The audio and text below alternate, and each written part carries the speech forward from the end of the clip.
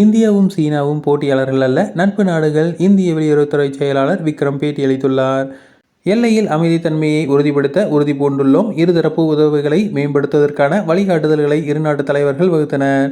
இரு நாடுகளும் முதன்மையாக உள்நாட்டு மேம்பாட்டு வளர்ச்சியில் கவனம் செலுத்துகின்றன.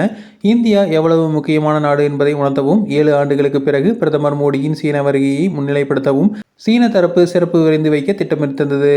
ஆனால் நேரமின்மையால் அது நடைபெறவில்லை. சந்திப்பின் போது இந்தியா சீனா உறவுக்கான தனது ஒட்டுமொத்த தொலைநோக்கு பார்வையை பிரதமர் மோடி பகிர்ந்து கொண்டார். மேலும் இரு தலைவர்களின் ஒருமித்த கருத்து அடைவதில் அவரது ஈடுபாட்டையும் அவரது பங்கையும் கோரினார். பல்வேறு துறைகளில் இருதரப்பு பரிமாற்றங்களை விரிவுபடுத்துவதற்கும், பொருளாதார துறைகளில் நமது கவலைகளை நிவர்த்தி செய்வதற்கும் பிரதமருக்கும் ஜனாதிபதிக்கும் இடையே காலையில் ஏற்பட்ட ஒருமித்த கருத்துக்கு ஏற்ப உறவுகளை மேலும் மேம்படுத்துவதற்கும் சீன தரப்பில் விருப்பத்தை மீண்டும் வலியுறுத்தினார். 2026ஆம் ஆண்டு இந்தியா நடத்தும் பிரிக் உச்சி மாநாட்டிற்கு பிரதமர் ஜியை அழைத்தார். அழைப்பிற்கு பிரதமர் நன்றி தெரிவித்த ஜனாதிபதி, இந்தியாவில் பிரிக்ஸ் தலைமைத்துவத்திற்கு சீனா முழு ஆதரவையும் வழங்கினார்.